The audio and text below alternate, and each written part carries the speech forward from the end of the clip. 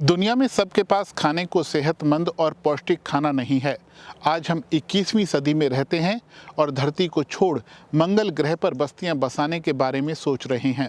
लेकिन आज भी दुनिया में 80 करोड़ लोग ऐसे हैं जिनके सामने सबसे बड़ी चुनौती पेट की भूख को मिटाना है।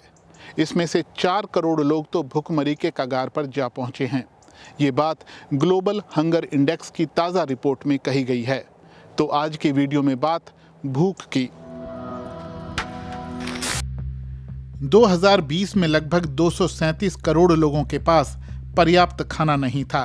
इससे कुपोषण की समस्या पैदा होती है। आधुनिक खेती में पोषण से ज्यादा अधिक पैदावार देने वाली फसलें उगाने पर जोर है। आज हमारे खानपान का 60% हिस्सा सिर्फ 3 चीजों से आता है: चावल, गेहूं और मक्का। दुनिया भर में भूख झेल रहे लोगों की संख्या हाल के वर्षों में लगातार बढ़ी है। पिछले साल अफ्रीका की 21% आबादी को पूरा पोषण नहीं मिला। दुनिया के दूसरे हिस्सों से तुलना करें तो अफ्रीका में भूखे लोगों की संख्या लगभग 2 गुनी है। ग्लोबल हंगर इंडेक्स की 2021 की रिपोर्ट में भारत में भी भूख की स्थिति को लेकर चिंता जताई गई है। भारत को 116 देशों की सूची में 101वें स्थान पर रखा गया है। रिपोर्ट कहती है कि भारत भूख से निपटने के मामले में अपने पड़ोसी देशों पाकिस्तान, बांग्लादेश और नेपाल से भी पिछड़ रहा है। सशस्त्र संघर्ष, गरीबी और कोरोना महामारी, इन सब का भी खाद्य सुरक्षा पर प्रतिकूल असर पड़ा है। हर साल 1 अरब टन से ज्यादा खाना बर्बाद हो रहा है। कहीं भंडारण की समस्या है तो कहीं माल बाजार तक नहीं पहुंच रहा है और कहीं बहुत ज्यादा खपत है। सूखा, बाढ़ और मवेशियों में फैल रही बीमारियों से भी फसलों को नुकसान हो रहा है। 2008 से 2018 के बीच गरीब देशों में 6.9 ट्रिलियन किलो कैलोरी बर्बाद हुई, जिनसे हर साल 70 लाख वयस्क लोगों का पेट भरा जा सकता था। अनुमान है कि 2050 में दुनिया की आबादी बढ़कर 10 अरब हो जाएगी। तब 2010 के मुकाबले 56% ज्यादा खाने की जरूरत होगी। वर्ल्ड रिसोर्सेज इंस्टीट्यूट ने ये अनुमान जताया है। अगर हम खाने की बर्बादी को लेकर सचेत नहीं हुए तो हमें खेती के लिए ज्यादा जमीन की जरूरत होगी, भारत के 2 गुने आकार जितनी ज्यादा जमीन की। इसीलिए हमें प्रकृति और जलवायु को ज्यादा नुकसान पहुंचाए बिना सस्टेनेबल, ऑर्गेनिक और स्थानीय खेती के तरीकों की तरफ जाना होगा। इंसान की 3 बुनियादी जरूरतें होती हैं: रोटी, कपड़ा और मकान। और रोटी इनमें सबसे पहले आता है, क्योंकि उसी से तो सब कुछ शुरू होता है। भारत जैसे देश में खाद्य सुरक्षा एक बड़ी प्राथमिकता है, क्योंकि वो जल्द ही चीन को पीछे छोड़कर दुनिया में सबसे ज़्यादा आबादी वाला देश बन जाएगा। भारत में पारंपरिक रूप से खेती अर्थव्यवस्था का मुख्य आधार रही है और देश का एक बड़ा हिस्सा खेती के लिए बिल्कुल उपयुक्त है। तो फिर भारत ग्लोबल हंगर इंडेक्स में क्यों पिछड़ रहा है? ये बहुत दुर्भाग्य है भारत का कि जब भी हम ग्लोबल हंगर इंडेक्स देखते हैं तो हमारा जो रैंकिंग है वो नीचे के ही पायदान में कहीं पर होता है। और हर साल हम देखते आए हैं, जैसा आपने कहा, पिछले साल 94 आउट ऑफ 107 कंट्रीज था रैंक, और अब की बार 101 है आउट ऑफ 116 कंट्रीज। तो इसका मतलब साफ है कि भाई हमारी हंगर की सिचुएशन जो है वो पिछले साल से भी गड़बड़ाई है, और ये बहुत क्लियर है। बड़ा दुर्भाग्य इसलिए मैंने शुरू में कहा क्योंकि एक तरफ तो हमारे पास माउंटिंग फूड स्टॉक्स हैं। हमारे पास अभी इस समय तकरीबन 90 मिलियन टन्स के फूड ग्रेन्स जो हैं वो बफर में सरप्लस पड़े हुए हैं, और सरकार के पास इनको समझ नहीं आता कि इसको कैसे स्टॉक्स को खाली किया जाए।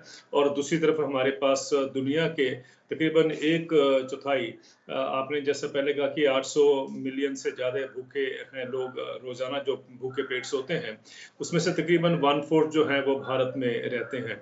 और फिर अगर हम ग्लोबल हंगर इंडेक्स की रैंकिंग देखते हैं तो ये लगता है कि क्या कारण है कि आज़ादी के बाद, जबकि ये कहा जाता है कि जब जो डेमोक्रेसीज़ हैं उसके अंदर फैमिन नहीं होता, अकाल नहीं पड़ता, तो ये क्या कारण है कि डेमोक्रेसीज़ में भूख जो है वो गायब नहीं होती है। इसका मतलब है कि इश्यू जो है बेसिकली प्रायोरिटी का है।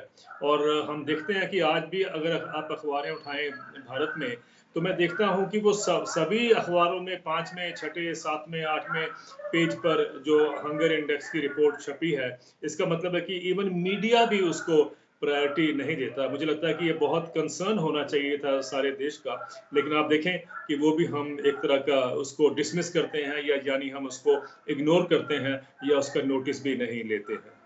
जी, बुनियादी कमी आप कहाँ देखते हैं? क्या जो खाद्यान्न का उत्पादन है, उसका ठीक से बँटवारा नहीं हो रहा है, भंडारण नहीं हो रहा है, लोगों तक नहीं पहुँच पा रहा है? नीतियों में कहाँ कमी पाते हैं? देखिए, it is primarily A political issue. इसमें कहीं जो खाद्यान्न की जो पैदावार है उसमें शॉर्टफॉल का इश्यू बिल्कुल नहीं है। मैं इसलिए आपके समक्ष ये बात रखना चाहता हूँ कि अक्सर लोग सोचते हैं कि जो 80 करोड़ लोग या उससे ज़्यादा कुछ जो जो भूखे पेट सोते हैं, तो उसका मतलब शायद ये होगा कि दुनिया में जो खाद्यान्न है उसकी पैदावार में कहीं कमी है। मैं एक्सप्लेन कर दूँ कि मुझे याद है कि यूएस डिपार्टमेंट ऑफ एग्रीकल्चर की रिपोर्ट थी 2 साल पहले की, कि जो ग्लोबल जो पॉपुलेशन है आज वो 7.5 बिलियन के आसपास है। और आज अगर हम देखें जो मिनिमम कैलोरी रिक्वायरमेंट से जो फूड डिस्ट्रीब्यूशन होना चाहिए या अवेलेबल होना चाहिए, अगर हम उसको मद्देनजर रखते हैं, तो we already produce food for twice the population. यानी जितनी जनसंख्या आज प्लेनेट पे है उससे दुगनी के लिए हम ऑलरेडी फूड जो है वो पैदा करते हैं। लेकिन ये अलग इशू है कि वो एक्सेस एंड डिस्ट्रीब्यूशन का जो इशू है, जो कि पॉलिटिकल इशू है बेसिकली, वो एक बहुत बड़ा कारण है कि इतनी भूख जो है अभी भी दुनिया में हम देख पाते हैं। और उसमें एक चीज और हमें समझनी ये है, बहुत इंपॉर्टेंट जो बात है, कि जो दुनिया में खाद्यान्न पैदा होते हैं उसमें से तकरीबन 30% से अधिक जो है वो वेस्ट हो जाते हैं। और उससे जो ग्रीन हाउस गैस निकलती हैं, ग्रीन हाउस गैस एमिशंस जो उसमें से आती हैं, अगर वो एक देश होता, फूड वेस्टेज अगर देश होता, तो दुनिया में उसकी रैंकिंग तीसरे नंबर पर होनी थी। तो ये जो लैंडफिल्स हैं जिसको हम भरते जाते हैं फूड वेस्टेज से, और उसमें से मीथेन का जो विसर्जन होता है, तो हमारे समक्ष है कि एक तरफ तो इतने लोग भूख से जिनको जो मजबूरन सोना पड़ता है, और दूसरी तरफ हमारे पास इतनी वेस्टेज जो है, खाना जो है या अनाज जो है वो व्यर्थ जा रहा है या वेस्टेज हो रही है। तो ये जो है बेसिकली पॉलिटिकल इशू है, और उसको कैसे एड्रेस किया जाए, वहां पर भी दुनिया में भी हम देख पाते हैं, बातें हम ज्यादा करते हैं, लेकिन जो जिस तरीके से एड्रेस करना चाहिए था प्रायोरिटी को लेकर, वो नहीं हो पाया है। जी, संयुक्त राष्ट्र और उसकी कई एजेंसियां, पर्यावरण संस्थाएं लगातार कहती हैं कि जलवायु परिवर्तन की वजह से जो रेगिस्तान है वो लगातार उसका दायरा बढ़ता जा रहा है, सूखा बढ़ रहा है, कई जगहों पर बाढ़ बढ़ रही है। तो भूख की स्थिति में आप जलवायु परिवर्तन का कितना योगदान देखते हैं? इसमें कोई शक नहीं है, और ये चिंताजनक विषय है कि जो जलवायु परिवर्तन हो रहा है, जो क्लाइमेट चेंज के ऑलरेडी हम देख रहे हैं, उथल-पुथल जो हो रही है। अगर जर्मनी में भी फ्लड्स आते हैं, और हम बाकी देशों में, हमारे देश में तो फ्लड्स और सूखा ये सब चलता ही रहता है। तो इससे बड़ा क्लियर एक मैसेज जा रहा है कि भई दुनिया का जो क्लाइमेट है या जो परिवर्तन हो रहा है जलवायु में, वो ऑब्वियसली वो हिट पहला जो होगा उसका, वो हम देखेंगे कि एग्रीकल्चर पे उसका इम्पैक्ट ज़्यादा पड़ेगा। एक स्टडी अभी हाल में आई है जिसने कहा है कि 2050 में जो फूड की जो शॉर्टफॉल होगी, जो खाद्यान्न की पैदावार की जो शॉर्टफॉल होगी, वो तकरीबन 1/3 जो है वो उसमें शॉर्टफॉल होगा, या जो यील्ड्स है वो ड्रॉप करेंगी, पैदावार जो है वो ड्रॉप करेगी। लेकिन साथ में एक चीज़ और भी है कि जो किसानों को जो मार पड़ रही है, जो नुकसान होगा, क्योंकि जो ये एक्सट्रीम वेदर पैटर्न्स हम देख रहे हैं, चाहे वो वेस्टर्न घाट्स में हो, चाहे हिंदुस्तान के और इलाकों में हो, या चाइना में हो, या और भी कंट्रीज में हम देख रहे हैं, उसका जो जो लाइवलीहुड्स के ऊपर, यानी जो जो किसानों का व्यवसाय है उसके ऊपर जो उसकी जो सीधी मार है, वो भी एक बहुत बड़ी चिंता का विषय है। तो 2 चैलेंज है हमारे सामने। एक तो ये है कि भी पैदावार को बढ़ाना है, और दूसरा ये करना है कि जो क्लाइमेट के जो करके जो परिवर्तन करके जो उसको नुकसान खेती में होंगे, उनको कम करना है। जी, और आखिर में मैं आपसे ये जानना चाहूँगा कि आम आदमी होने के नाते हर कोई खाने की बर्बादी या खाने को कम वेस्ट करने के अलावा और कौन से ऐसे कदम हो सकते हैं जो आम आदमी खाद्य सुरक्षा में अपना योगदान देने के तौर पर कर सकता है? मुझे लगता है कि सबसे पहले आम आदमी को एक चीज़ समझनी है कि जो इकोलॉजिकल फुटप्रिंट है, या जब हम कहते हैं कि जलवायु परिवर्तन में जो बदलाव आ रहा है, तो उसमें कंजम्पशन पैटर्न का एक बहुत अहम रोल है। और कंजम्पशन पैटर्न की जब मैं बात कर रहा हूँ, तो आम आदमी या आम कंज्यूमर को ये जानना बहुत ज़रूरी है कि हमें लोकल प्रोडक्शन और लोकल कंजम्पशन पे जोर देना है। हमें वो फूड सिस्टम्स या अपना जो हमारे कंजम्पशन पैटर्न है, उसको इस तरीके से इवॉल्व करना है कि हम कोशिश करें कि हमारी जो फूड की रिक्वायरमेंट्स हैं, वो हमारे लोकल रीजन में जो है उसी के ऊपर बेस हो। कि जब कंज्यूमर ये समझ जाएगा कि मुझे वही चीज़ कंज्यूम करनी है जो मेरे लोकल रीजन में जो है उपलब्ध है, मुझे लगता है कि उसमें आप देखेंगे बहुत बड़ा बदलाव आएगा जलवायु परिवर्तन में। क्योंकि कंजम्पशन ड्रिवन इकोनॉमी है, आज हम जानते हैं।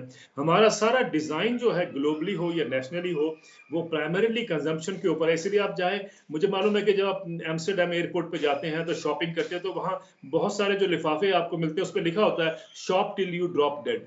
मुझे लगता है कि इस भावना से हमें निकलना है और हमें ये सोचना है कि हम कंजम्पशन पैटर्न को किस तरीके से कम करें। एक समय था सर, मैं आपसे शेयर करना चाहता हूँ कि लोग मनीला जाया करते थे, क्योंकि उस समय जो डिक्टेटर थे, उनकी जो पत्नी थी, उनके पास 3000 सैंडल्स के पेयर थे या जूतों के पेयर थे, उसको देखने के लिए जाया करते थे। वहाँ लाइनें लगा करती थी, मैं भी एक बार लाइन में खड़ा हुआ था उनके जूते देखने के लिए, लेकिन वो तो 3000 पेयर्स की। आज देखें तो आम अच्छा एलीट का रिफ्लेक्शन जो है, वो ये है कि किसी के पास 400-500 pair of shoes. I don't know why can't we reduce that consumption. इसी तरीके से फूड के ऊपर भी, why should your apple be coming in from Chile और फ्रॉम फिजी? अगर आप जर्मनी में रहते हैं, क्यों नहीं वो यूरोप का ही एप्पल या नजदीक से ही आपका एप्पल वो उपलब्ध हो? I am just giving an example. तो ये हमें, अगर हम ये डेवलप करें, तो मुझे लगता है कि इसका बहुत अच्छा जो है इम्पैक्ट क्लाइमेट पे पड़ेगा। एक और उदाहरण देके मैं अपनी बात समाप्त करूंगा सर, कि अब देखिए, कॉफी जो है वो टंजानिया, कॉफी के बीन्स जो है वो टंजानिया में ग्रो होते हैं। वहां से वो पहले दार es Salaam आते हैं, दार es Salaam में वो इंडिया में आंध्र प्रदेश में आते हैं। वहां उसकी जो सफाई होनी है वो होके वो सेन्सबरी जाते हैं। वो सेन्सबरी से फिर आपको आके अगर आपकी शॉप्स पे आ रहे हैं, तो ये जो अक्रॉस द ग्लोब उन्होंने सारा जो ट्रैवल किया है, मुझे लगता है कि इस फितरत को या इस अप्रोच को हमें बंद करने के लिए या उससे निकलने के लिए, कंज्यूमर इज द बेस्ट, जिसको कहते हैं ना, the buck stops at the political level कहा जाता है, लेकिन मेरा ये कहना है कि the buck stops at the consumer level. जिस दिन कंज्यूमर ये डिसाइड कर लेगा कि मैं लोकल कंजम्पशन पे जोर दूंगा, लोकल प्रोडक्शन पे जोर दूंगा, मुझे लगता है कि दुनिया का जो आपने कहा क्लाइमेट चेंज का रास्ता, हम बहुत आसानी से तय कर पाएंगे उसको एड्रेस करने के लिए। तो इस सबक को याद कर लीजिए कि स्थानीय स्तर पर उग रही और बन रही चीज़ों को ही ज़्यादा से ज़्यादा इस्तेमाल करिए। खाने से लेकर दूसरी सभी चीज़ों की बर्बादी से बचिए, उसे रोकिए। कोशिश करते हैं कि ये धरती हमें जिस हाल में मिली है, हम इसे थोड़ी सी और बेहतर बनाकर अपनी आने वाली पीढ़ियों को सौंपें। तो आज के वीडियो में बस इतना ही। वीडियो आपको कैसा लगा हमें ज़रूर बताइएगा। आपकी प्रतिक्रियाओं का हमें हमेशा इंतज़ार रहता है। आपका बहुत बहुत धन्यवाद।